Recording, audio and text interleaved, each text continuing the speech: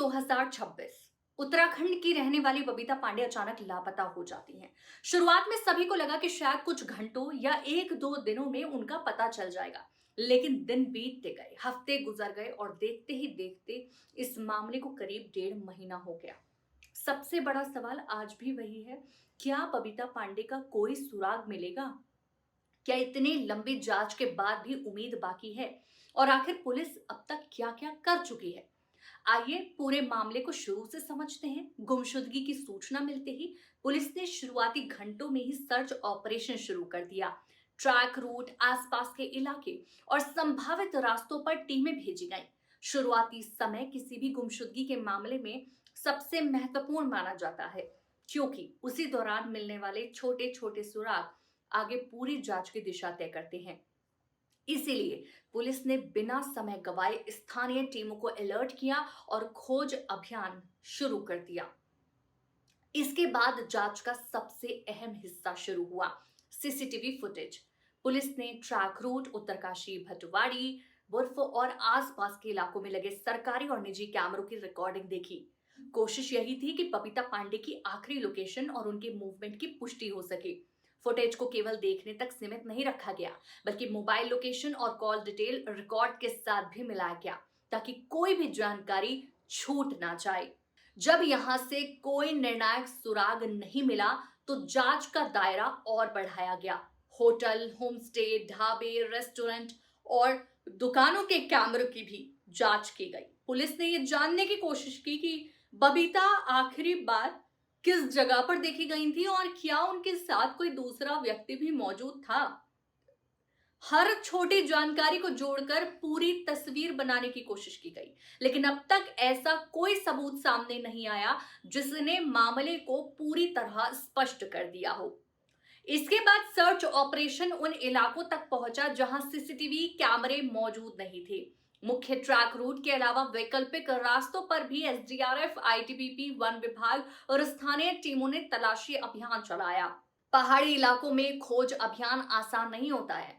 मौसम, ऊंचाई और कठिन रास्तों की वजह से कई बार सर्च ऑपरेशन में काफी समय लग जाता है।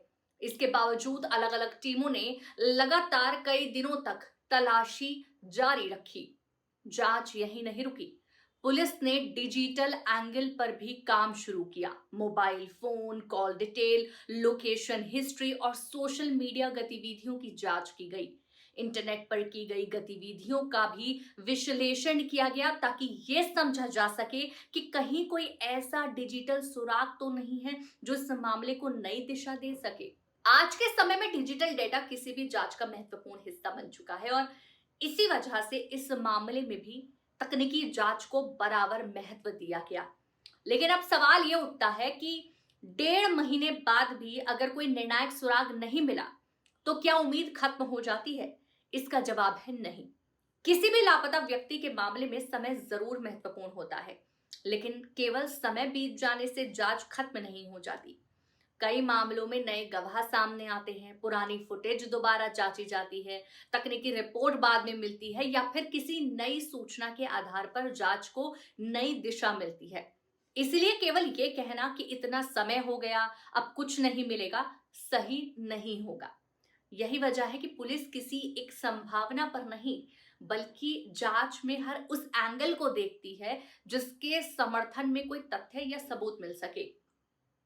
अगर कोई नई सूचना मिलती है तो पुराने रिकॉर्ड दोबारा खंगाले जाते हैं। कई बार महीनों बाद भी जांच में ऐसा सुराग मिलता है जो पहले नजरअंदाज हो गया था। इसीलिए जांच एजेंसियां लगातार रिकॉर्ड, तकनीकी रिपोर्ट और नए इनपुट पर काम करती रहती हैं। इस मामले में भी अब तक कोई आधिकारिक निष्कर्ष सामने नहीं आया है। पुलिस ने ये नहीं कहा है कि मामला खत्म हो गया है और ना ही किसी एक थ्योरी की पुष्टि उन्होंने की है। और यही कारण है कि इस केस को लेकर सोशल मीडिया पर चल रही अफवाहों और अलग अलग दावों से बचना जरूरी है। जब तक जांच एजेंसियां किसी बात की पुष्टि नहीं करती, तब तक किसी भी संभावना को सच मान लेना सही नहीं ठहराया जा सकता। आज जब इस मामले को करीब 45 दिन हो चुके हैं, तो लोगों के मन में स्वाभाविक रूप से कई सवाल हैं। आखिर बबीता पांडे कहां है? क्या कोई ऐसा सुराग मिलेगा जो पूरे मामले की तस्वीर बदल दे? क्या जांच को कोई नई दिशा मिलेगी? इन सवालों का जवाब फिलहाल किसी के पास नहीं है, लेकिन एक बात साफ है कि जांच अभी जारी है और पुलिस हर उपलब्ध जानकारी की जांच कर रही है। ऐसे मामलों में सबसे जरूरी बात यही होती है कि तथ्यों और अफवाहों के बीच फर्क समझा जाए।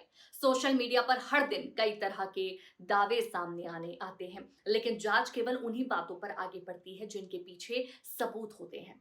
इसलिए किसी भी अपुष्ट जानकारी पर भरोसा करने के बजाय आधिकारिक अपडेट का इंतजार करना ही सही तरीका है। इस कहानी पर आप हमें ज़रूर अपनी राय दीजिएगा और ऐसे ही अपडेट्स के लिए चैनल को सब्सक्राइब कर लीजिएगा। फेसबुक पर देख रहे हैं तो पेज को फॉलो कर लीजिएगा।